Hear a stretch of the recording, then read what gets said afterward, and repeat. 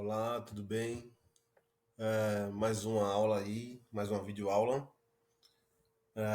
Semana passada eu indiquei para vocês alguns vídeos, entre eles alguns muito bons, falando aí sobre Revolução Industrial, né?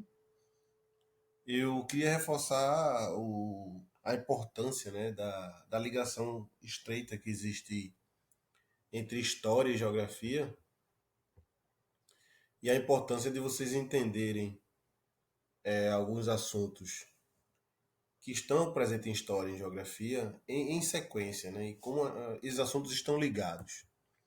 Então, na aula passada, eu pedi para vocês verem um vídeo sobre Revolução Industrial e não tem como falar de Revolução Industrial sem entender um pouquinho o que é o capitalismo. E não tem como falar de capitalismo sem passar também pela Revolução Industrial. Então, são assuntos inteiramente ligados, né? Então, como já adiantei, nosso assunto de hoje, capitalismo.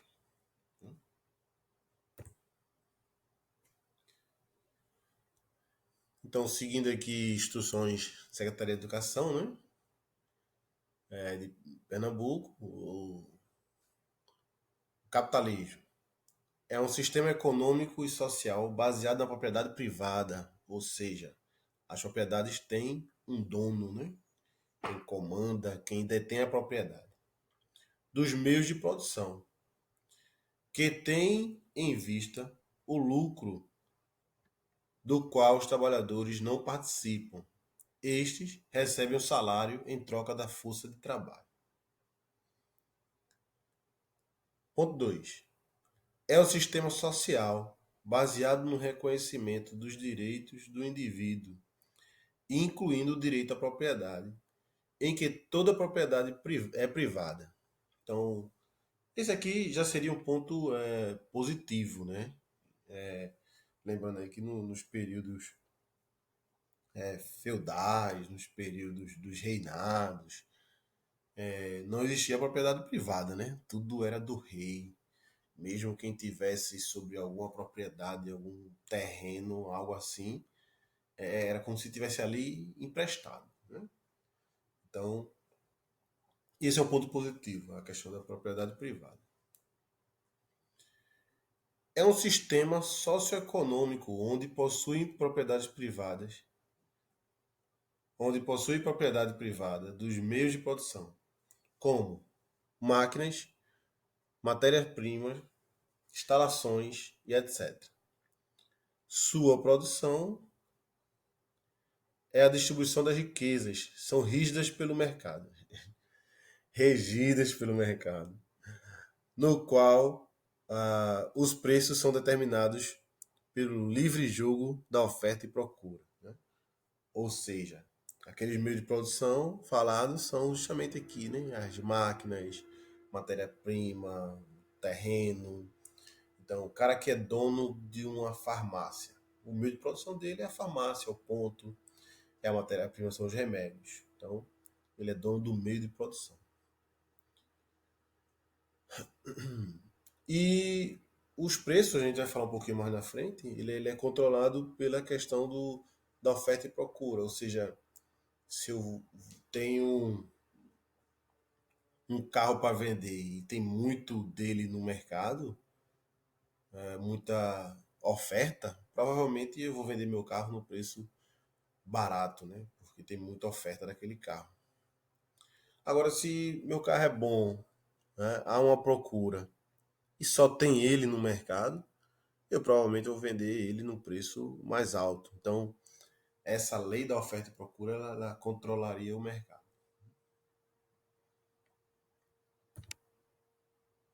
Eu costumo dizer que o capitalismo ele vai bem mais além do que foi dito aí, né?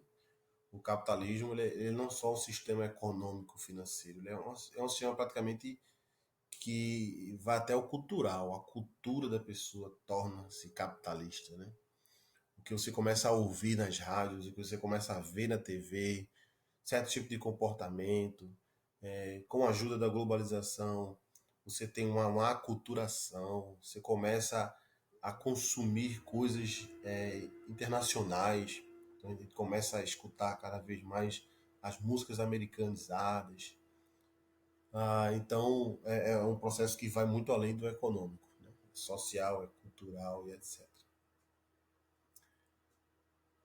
Características. Estrutura de propriedade privada. Os bens de meio de produção pertencem a particulares. Tá, vimos? Relação de trabalho. Trabalho assalariado é predominante.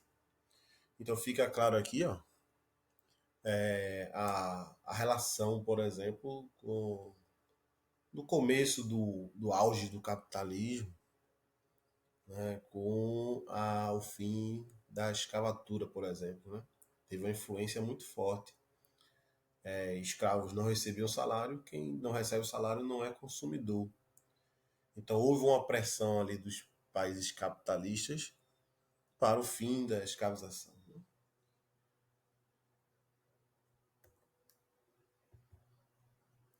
Qual o objetivo? O único objetivo é ter constantemente a obtenção do lucro, não importa quem perca com isso. Né? Então isso aí é bem polêmico, né? Geralmente quem perde é o meio ambiente, por exemplo, ou muitas vezes se fala da exploração do trabalhador, né? Mas isso aí a gente é assunto para outros debates mais na frente.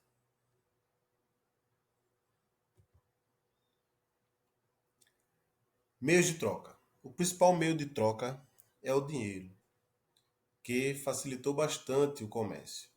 Outros meios de troca são o cheque, cartão de crédito, em que é possível movimentar o fundo em dinheiro depositado no banco. Né? Quer dizer, o meio de troca hoje é bem mais diversificado. Né? Em regra geral, o dinheiro. Né?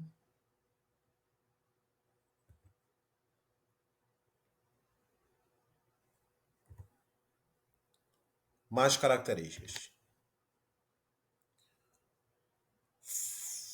Funcionamento da economia. Os agentes econômicos fazem investimentos, seguindo pela lei da oferta e procura, aquela que eu citei, né? Dando exemplo do carro.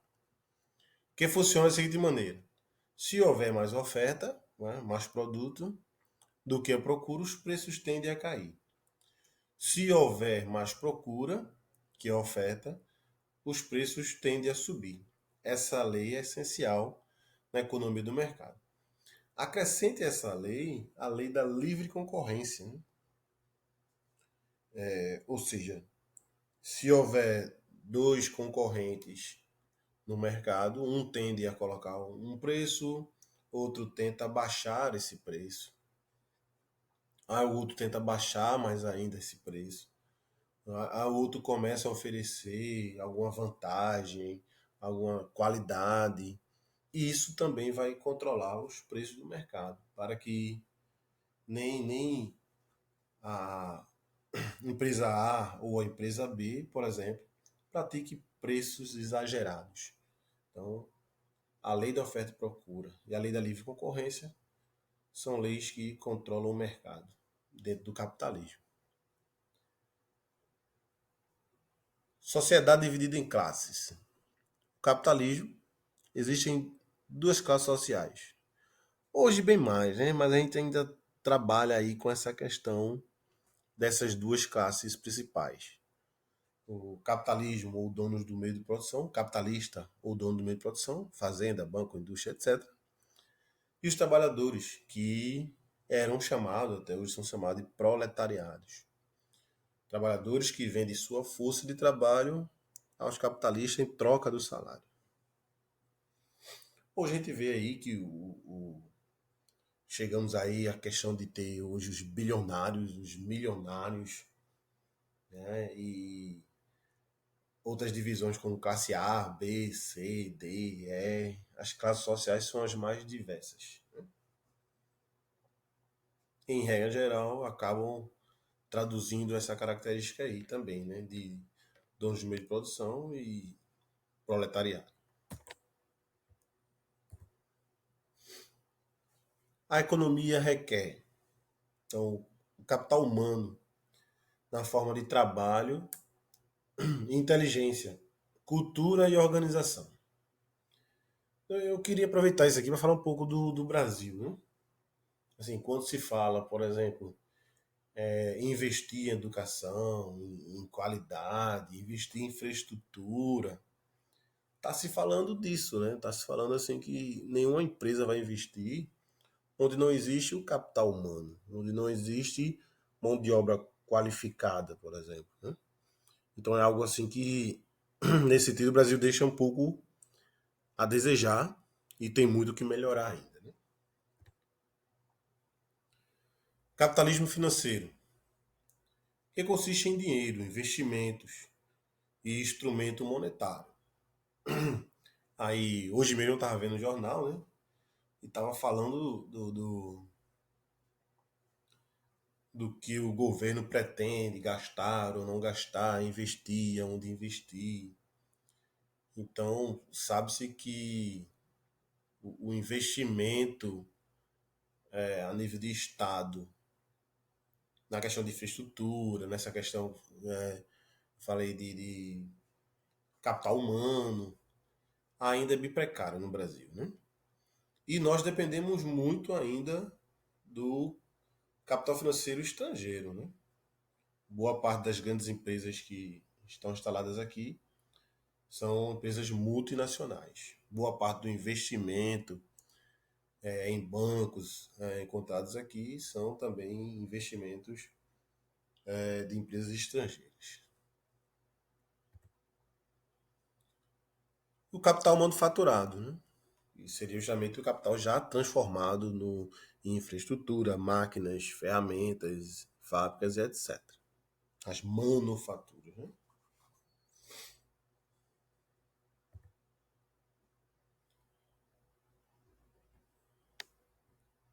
E o capital natural, que eu acredito que seja nosso maior destaque, né? É constituído dos recursos de sistemas vivos, ou seja, na natureza, né? Nós temos uma riqueza mineral, natural, de litoral gigantesca aí para explorar.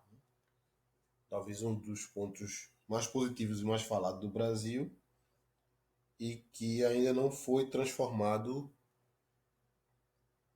esse potencial realmente em algo objetivo.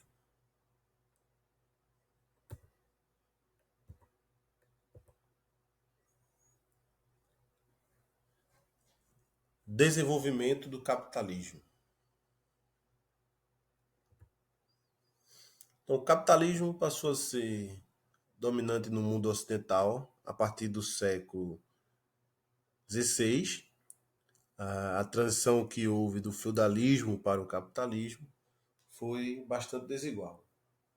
Foi mais rápida na parte ocidental da Europa, então ali o que equivale hoje a Inglaterra, França, pegando assim ocidental, meridional, parte sul, Portugal, Espanha, e mais lenta na parte central e oriental, né? O que hoje é a Rússia e países vizinhos. Lembrando que quando eu estou falando de feudalismo e capitalismo, eu estou falando de modo de produção, né? Então, o que são modos de produção? É como uma sociedade se organiza para produzir seus bens de consumo ou até mesmo de sobrevivência, né? Alimentos, etc. Então, antes desse século XVI, existia o modo de produção feudal, né? Baseado na terra, a igreja tinha um grande papel, a figura dos reis, etc. Na transição para o capitalismo vem tudo isso que a gente vem falando agora, né? A propriedade privada, a formação dos estados, o objetivo é o lucro. Então, houve toda essa mudança aí em características. O capitalismo foi evoluindo gradativamente. Considerando seu processo de desenvolvimento, pode ser dividido o capitalismo em quatro fases: capitalismo comercial, capitalismo industrial, capitalismo financeiro, capitalismo informacional. Como os nomes já dizem, né, vocês vão ver aí que não tem muita dificuldade em entender cada uma dessas fases. O capitalismo comercial, comércio, né? Século XV ao século XVIII, aí com as expansões coloniais, então todo o período colonial. Se você imaginar, por exemplo, Brasil Colônia, né?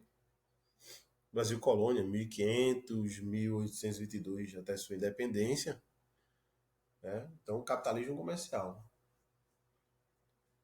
Colônias de exploração e colônias de povoamento. Brasil como colônia de exploração, o que hoje é Estados Unidos como colônia de povoamento, são exemplos de práticas desse capitalismo comercial. Como o nome já diz, né? Colônia de exploração.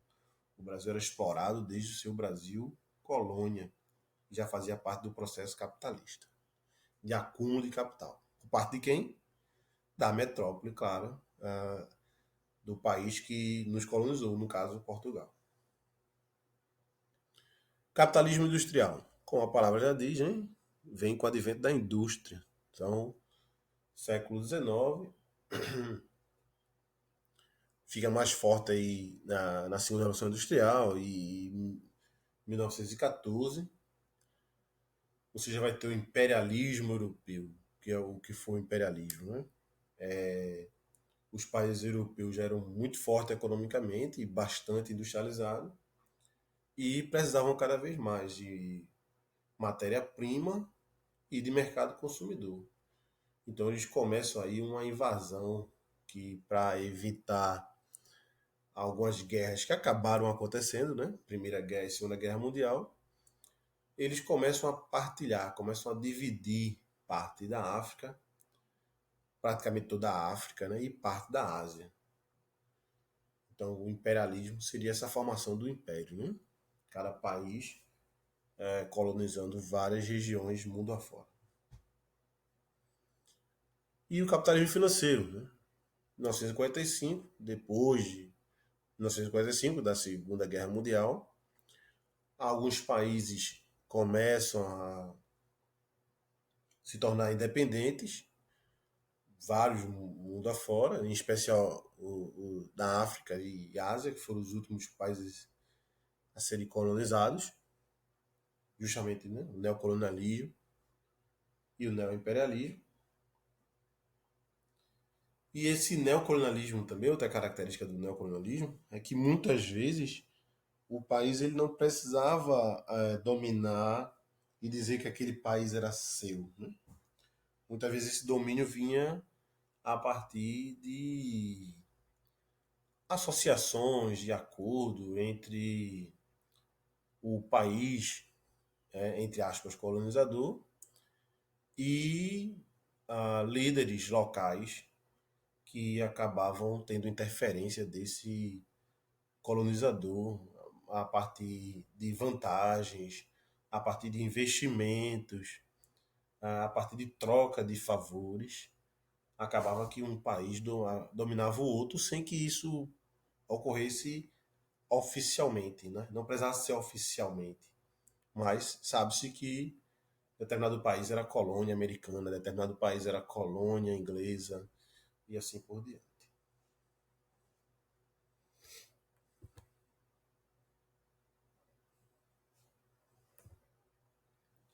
Então, capitalismo comercial foi uma época marcada por grandes navegações e descobrimentos.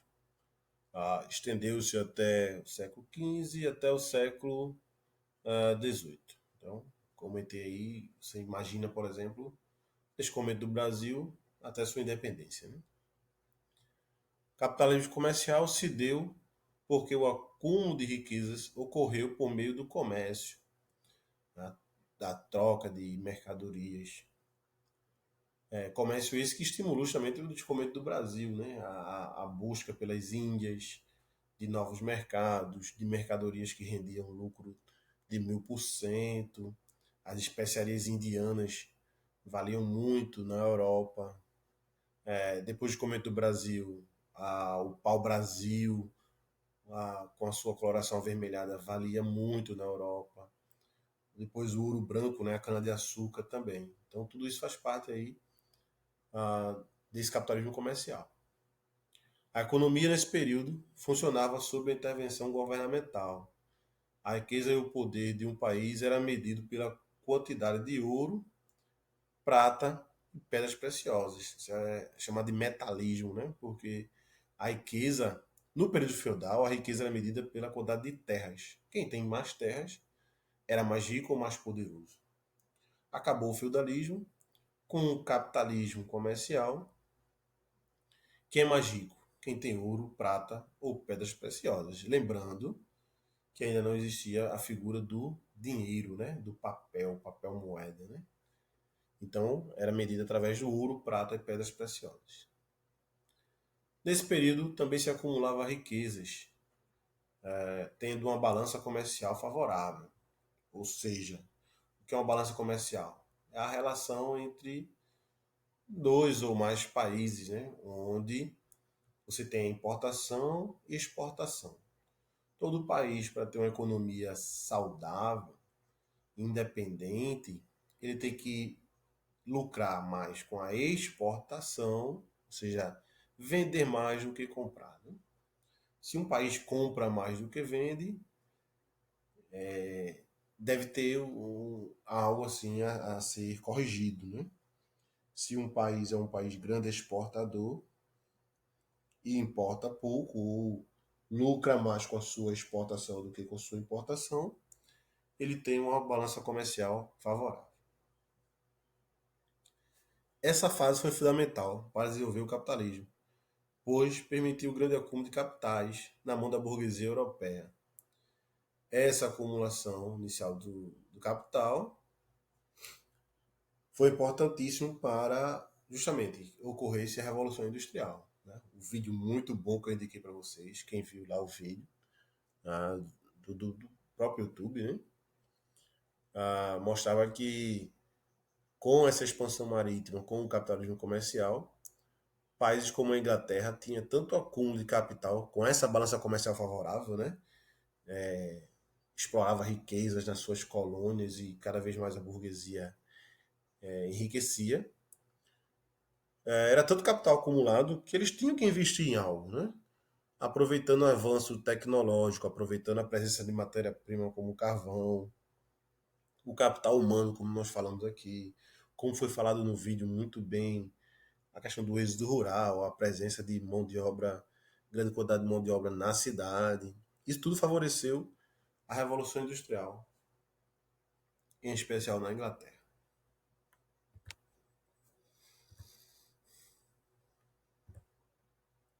Justamente, próxima fase, capitalismo industrial.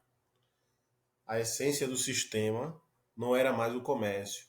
O lucro vinha da produção de mercadorias. Então, enquanto no comércio, muitas vezes Portugal vinha buscar açúcar, vinha buscar o pau-brasil no Brasil, a Inglaterra em várias colônias espalhadas pelo mundo, agora o grande objetivo é produzir. Né? Produzir, não buscar o produto pronto, não, e sim produzir. O mecanismo da exploração capitalista foi chamado por Karl Marx de mais-valia. A mais-valia resulta da diferença entre o produto gerado pelo trabalho, ou seja, o quanto o trabalhador trabalhou, né, enquanto o proletariado trabalhou, e o salário pago, né, descontando-se os valores transferidos pelas máquinas e pelas matérias-primas à mercadoria. Ou seja, Karl Marx dizia que o trabalhador era muito explorado, né? E que o trabalhador sempre deveria ganhar mais. Então, quanto menos se pagaria, e essa prática era muito realizada, em especial no início do capitalismo até hoje, né? Quanto menos se paga o trabalhador, mais o dono do meio de produção ele vai lucrar. Né? Então, mais valia, o trabalho sempre mais valeria, né? Então, isso é reflexo da exploração do trabalhador. O assalariamento permite ocultar, por trás da liberdade contratual, a existência de uma coesão essencial econômica. Ou seja, o trabalhador vende a sua força de trabalho por falta de opção, para não morrer de fome, né? Então, a mais-valia falada antes, e não existia um ou trabalha-se na indústria ou trabalha-se para a burguesia, ou praticamente não se tem o que fazer.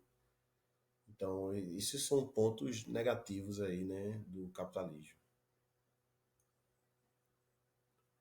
Com o aumento da produção, também houve o aumento de mão de obra, energia, matéria-prima. A industrialização no capitalismo industrial já não estava mais só na Europa, mas houve também uma expansão. Por exemplo, Estados Unidos, né? Grande representante do capitalismo nas Américas, um dos primeiros a se industrializar nas Américas. O Japão, um dos primeiros a se industrializar no continente asiático. Não à toa, até hoje, esses países são líderes, né? Capitalistas e de industrialização no mundo afora, né? A Europa Ocidental, Estados Unidos na América e Japão, hoje seguido pela China, no, no capitalismo industrial, mundo afora.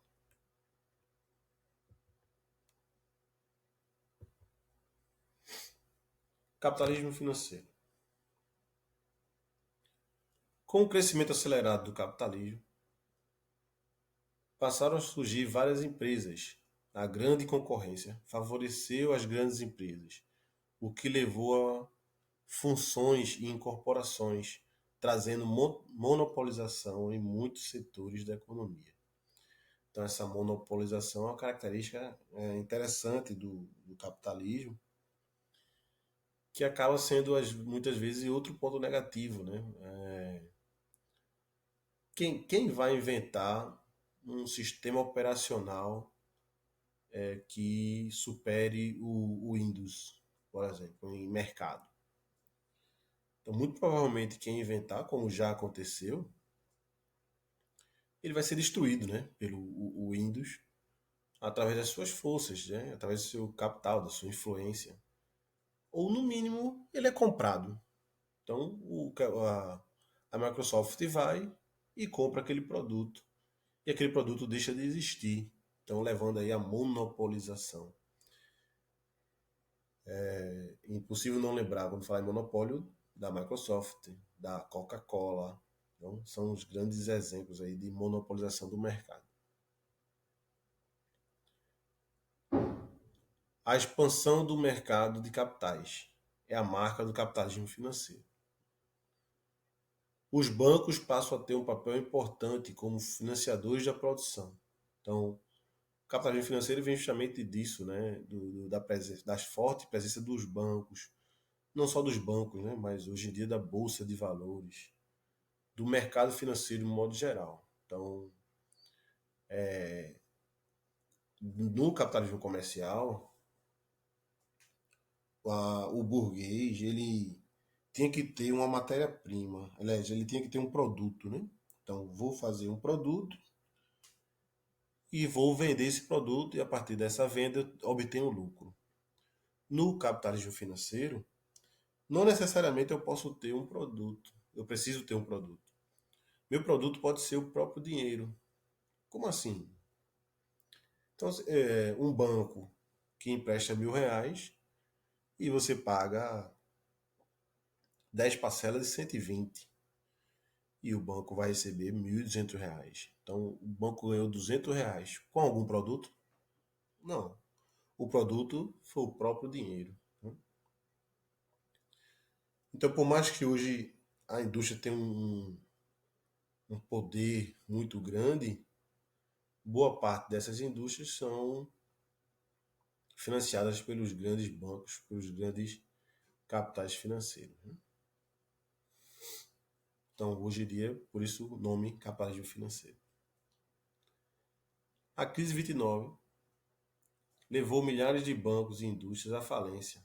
Porém, acreditava-se, segundo os preceitos liberais, que o Estado não deveria intervir na economia. Então, isso aqui vai ser assunto para o próximo vídeo, para isso não ficar muito longo. Mas antes de 29, a prática econômica era chamada de liberalismo. Pós 29, começa aí as ideias de John Keynes. Então, seria o keynesianismo. O Estado tem que interferir na economia. E hoje fala-se muito do neoliberalismo, né? O novo liberalismo. Então, esse é um assunto que a gente vai falar nas próximas aulas. Em 1933, foi colocado em prática o New Deal, o novo acordo, pelo presidente Franklin Roosevelt. Foi um plano de obras públicas com o objetivo de acabar com o desemprego. Então, o Estado passa a ser provedor do emprego, o Estado passa a ser controlador da economia. Então, isso aí tem a ver com as ideias do keynesianismo.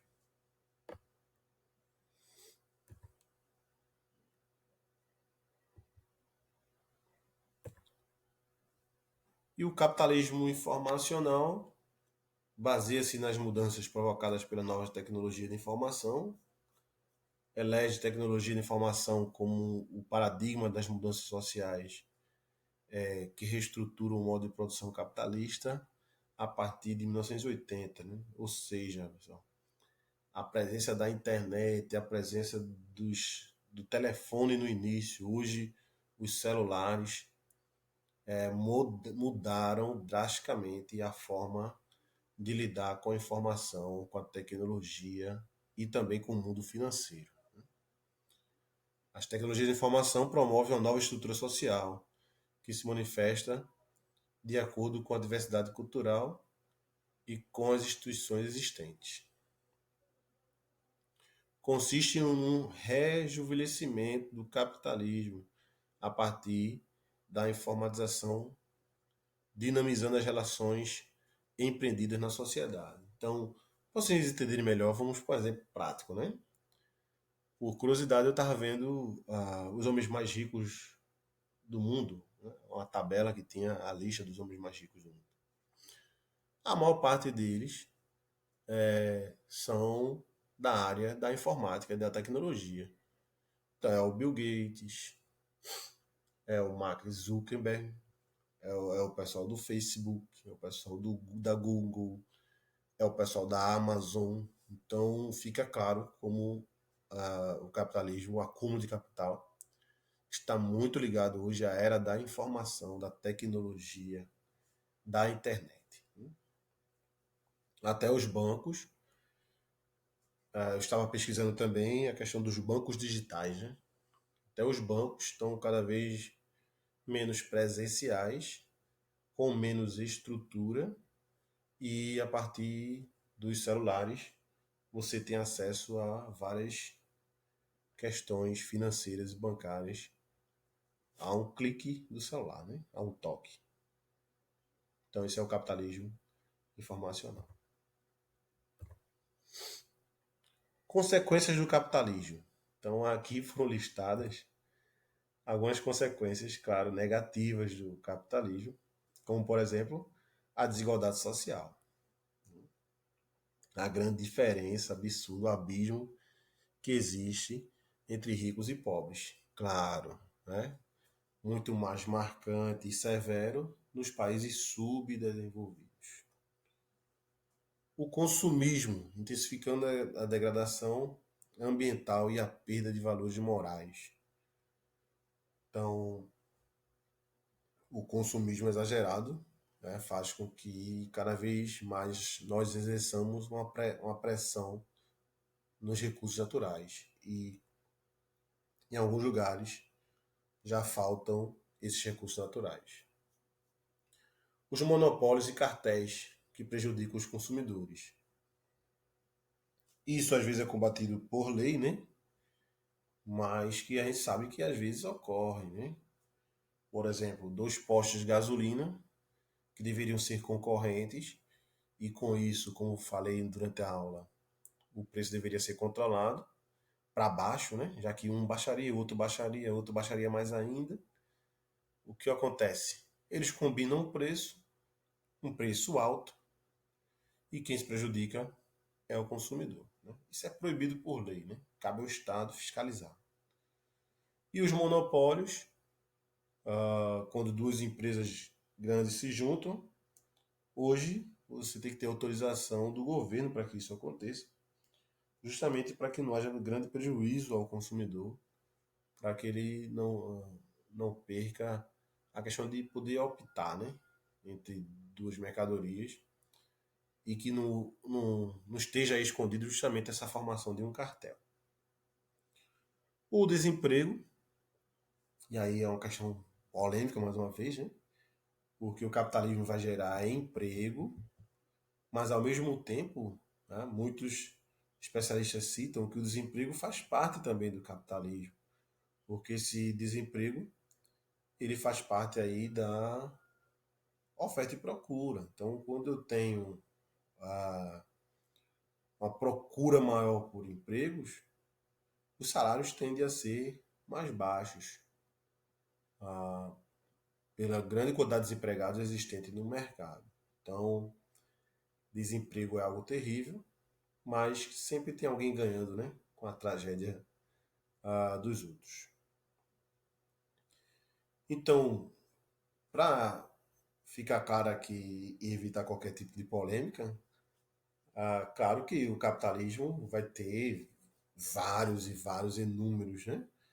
Talvez a gente não tivesse como alguns defensores gostam de citar, e eu também defendo e também cito.